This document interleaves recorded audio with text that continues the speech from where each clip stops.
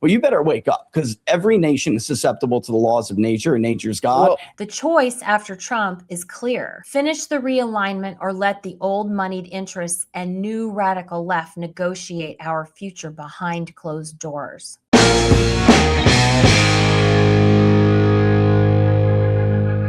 Behind the scenes of the Trump administration's push for peace and America first, a coordinated globalist network is working to undermine it. And they have powerful allies right here in the United States Senate and donor class. From billionaire tech donors pouring millions into establishment Republicans to lavishly fund international think tanks pushing regime change, wars, and surveillance systems, the old order isn't going quietly. Today, I want to connect the dots, the demographic reality on the right, the specific networks still fighting to undo Trump's agenda, and what happens when these factions clash after Trump, especially as the Democratic Party shifts hard toward democratic socialism. My name is Kelly Jackson.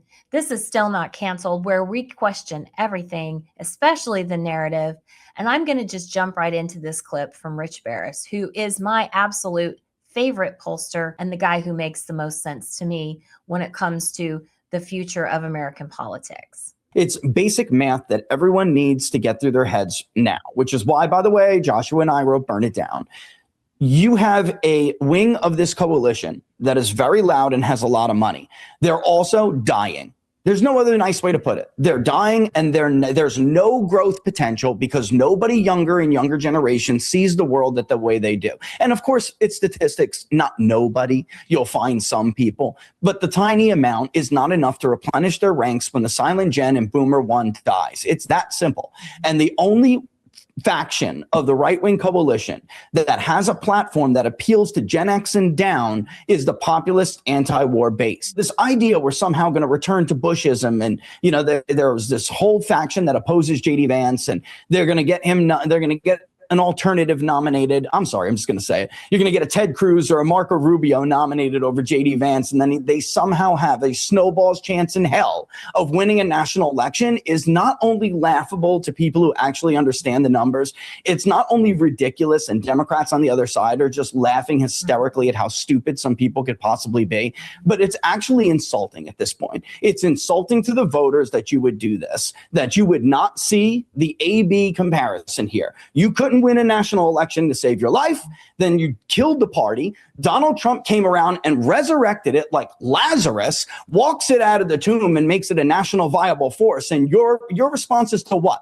Go back and start another unpopular, stupid war in the Middle East and then trash everybody who represents the faction that's actually growing? This is basic arithmetic. The Neocon faction doesn't have a coalition. If you go back, regress, and redo this stupidity again all over, you may not recover this time. I think a lot of people in America have this false sense of security where you can keep making the same mistakes over and over again, but we're so strong we can weather them and we can take them, and there's not going to be any permanent or long-term consequences for bad policy. Well, you better wake up, because every nation is susceptible to the laws of nature, and nature's God. Well, Baris shows why their time is running out demographically. But here's exactly how that same moneyed establishment wing is still operating now. Start with a number, $35 million. That is what Larry Ellison, founder of Oracle, one of the largest technology companies on earth, poured into making Tim Scott the president of the United States in 2024. Tim Scott called Larry Ellison his mentor. He said so publicly at his campaign launch. Tim Scott lost to Donald Trump. Who else did Ellison heavily fund? $1 million to Lindsey Graham this March alone. Graham chairs the Budget Committee, sits on appropriations and judiciary. Graham's insatiable warmongering is just one aspect of this relationship. And Oracle gave $15,000 directly to the National Republican Senatorial Committee, plus $50,000 more from Ellison personally. The NRSC is the Senate's campaign machinery. Ellison protege Tim Scott chairs it and runs it. That's who just blew an estimated $90 million trying to defeat Ken Paxton and protect the rhino John Cornyn in Texas. Which gets us to John Thune. When Thune won a seat in 2005, he became Mitch McConnell's protege, climbing every rung of McConnell's ladder for 15 years until January 2025, when he took McConnell's seat as Senate Majority Leader. He beat the other McConnell protege, Senator John Thune from Texas. McConnell, an instrument of the Bush family, hates this president, and McConnell's proteges have acted on that hatred. Thune voted to certify the 2020 election. He has publicly disagreed with the president on nationalizing elections.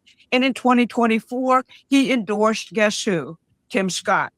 Ideologically, the Bush crowd in the Senate is dedicated to the post-war globalist order, which Donald Trump is destroying.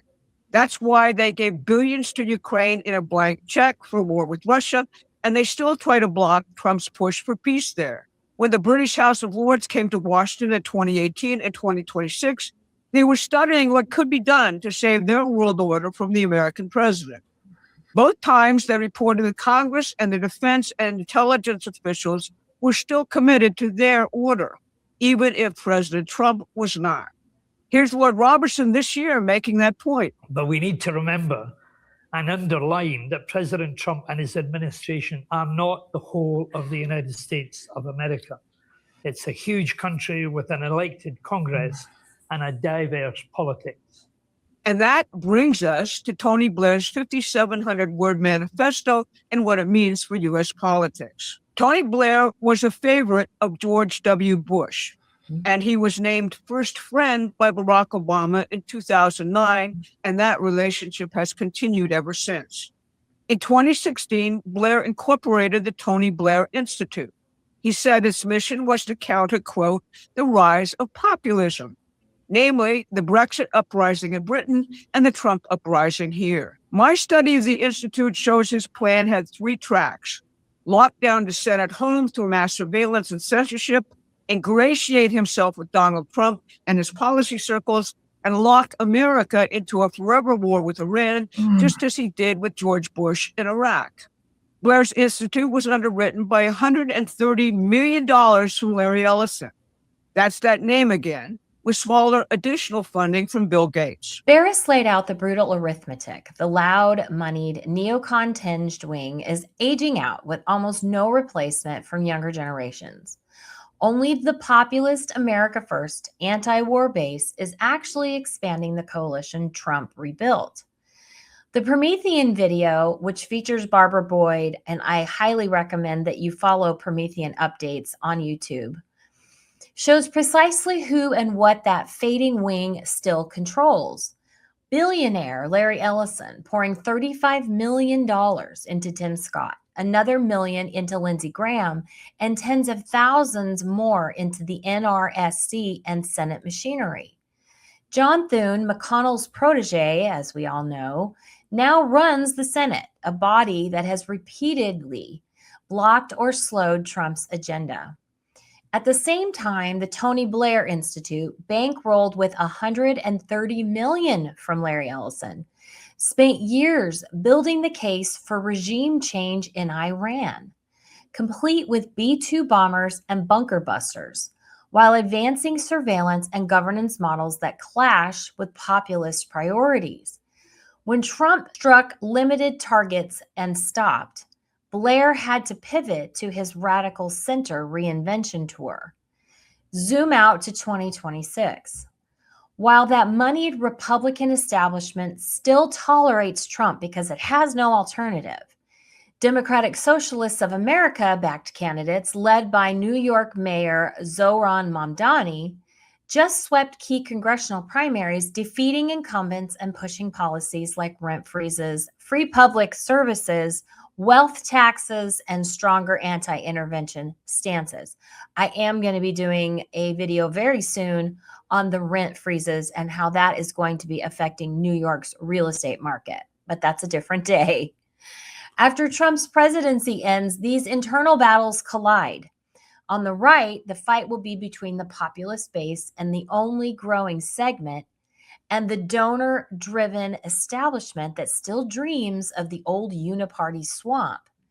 On the left, you have the DSA ideology. If it continues to shape the Democratic Party, we're looking at a national brand increasingly defined by decommodification of housing, transit, and childcare as government writes aggressive redistribution and institutional changes.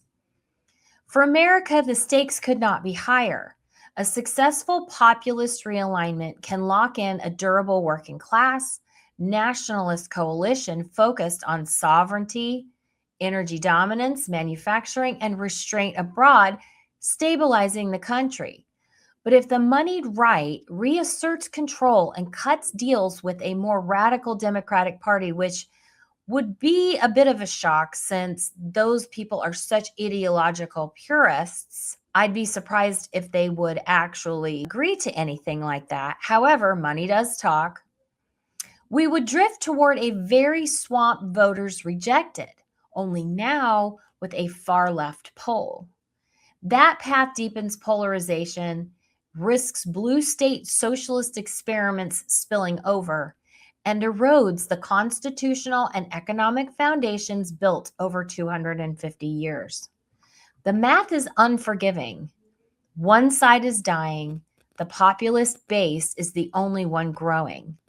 Expose the networks, reject the forever war temptation, and deliver the agenda that actually fires up the voters who resurrected this party. The clips show the machinery.